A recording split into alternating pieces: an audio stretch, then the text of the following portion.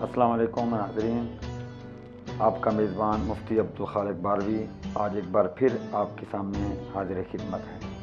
آج کا ہمارا ٹاپک ہے سورہ فاتحہ شریف کے فضائل اور فوائد۔ ان کو بیان کرنے سے پہلے ہم سورہ فاتحہ شریف کا سبب نزول بیان کر دیتے ہیں، کیونکہ یہ نازل کیوں ہوئی۔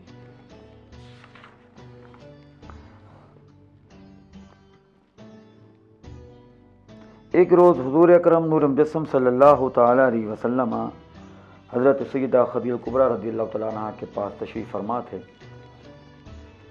فرمایا، جب میں تنہائی میں بیٹھتا ہوں تو غیبی آواز سنتا ہوں، کوئی مجھے کہتا ہے کہ پڑھو۔ اس کی خبر جناب سیدہ نے حضرت ورقہ بن نوفل کو دی، جو آپ کے چچا زاد تھے۔ تو ورقہ نے عرض کیا کہ اب جب کبھی یہ آواز آئے تو آپ اطمینان سے سنتے رہیں۔ چنانچہ پھر یہ ہوا کہ حضرت جبرائیل امین علیہ السلام حاضر ہوئے اور عرض کیا، پڑھیے، بسم اللہ الرحمن الرحیم الحمد للہ رب العالمین۔ اس روایت سے معلوم ہوا کہ سب سے پہلے سورہ فاتحہ نازل ہوئی، مگر دوسری روایت سے معلوم ہوتا ہے کہ سب سے پہلے سورہ اقرا بسم ربک الذی خلق نازل ہوئی۔ دوسرا قول یہ ہے کہ سورت ہجرت کے بعد مدینہ منورہ میں اتری۔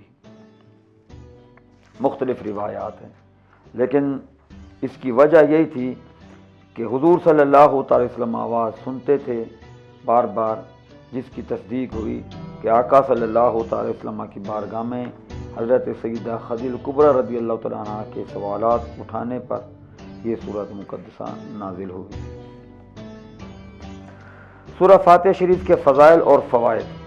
اس سورت کے بے شمار فضائل ہیں، تفسیر کبیر وغیرہ سے نقل کرتے ہیں۔ مسلم شریف کی ایک حدیث ہے کہ ایک مرتبہ ایک فرشتے نے آسمان سے نازل ہو کر بارگاہ نبوت میں حاضر ہوئے اور عرض کیا کہ یا رسول اللہ صلی اللہ تعالی وسلم، آپ کو مبارک ہو، آپ کو دو نور ایسے ملے جو کسی نبی کو آج تک نہیں ملے، ایک سورہ فاتحہ اور دوسرا سورہ بقرہ کی آخری آیتیں۔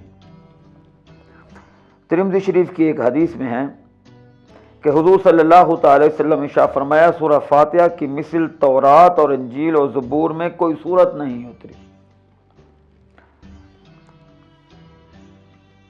اسی طرح تفسیر کبیر میں ہے کہ رب تعالیٰ نے آسمان سے 104 کتابیں اور صحیفے اتارے، مگر 100 کتابوں کے علوم 4 میں رکھ دیے، یعنی تورات، انجیل اور زبور میں۔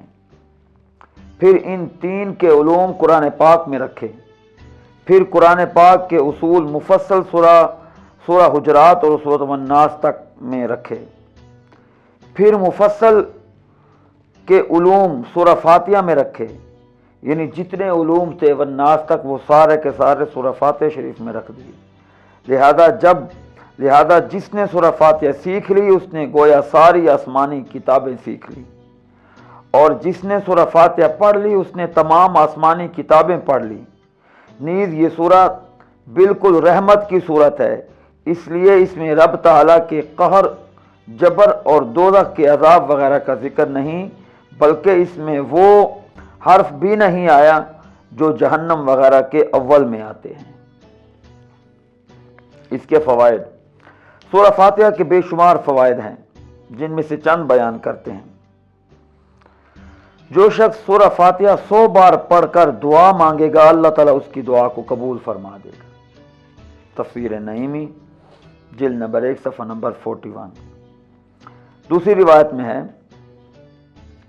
تفسیر کبیر سے یہ حوالہ ہے کہ بعض گنہگار قوموں پر عذاب الہی آنے والا ہوگا، مگر ان میں سے کوئی بچہ مکتب میں جا کر فاتحہ پڑھے گا، اس کی برکت سے 40 سال تک عذاب دور ہو جائے گا۔ ایک اور روایت میں ہے کہ جو شخص کسی دنیاوی بلا میں، دنیا کی کسی مصیبت میں پھنس گیا ہو، وہ بسم اللہ الرحمن الرحیم کی میم کو الحمد کے لام میں ملا کر پڑھے، یعنی بسم اللہ الرحمن الرحیم الحمد للہ، تو انشاءاللہ وہ اس مصیبت سے نجات پائے گا۔ اسی طرح سورہ فاتحہ کے مسائل بھی ہیں۔ ہر نماز میں اس سورت کا پڑھنا واجب ہے۔ فرض نمازوں میں تو اول 2 رکعتوں میں، اور فرض کے علاوہ دیگر نمازوں میں ہر رکعت میں اس کا پڑھنا لازم ہے۔ امام کے پیچھے مقتدی کو سورہ فاتحہ پڑھنا سخت منع ہے۔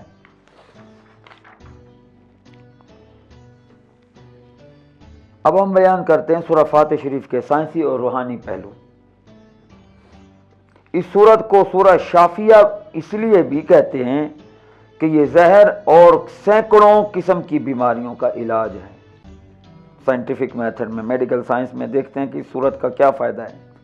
ایک صحابی نے، تفسیر نعیمی میں ہے، ایک صحابی نے دیکھا کہ ایک آدمی مرگی کے دورے میں گرفتار ہے، تو اس صحابی نے کیا کیا، اس کے کان میں جا کر یہی سورہ فاتحہ شریف پڑھ دی، اور جیسے ہی اس کا پڑھنا تھا اس کو آرام اور سکون مل گیا۔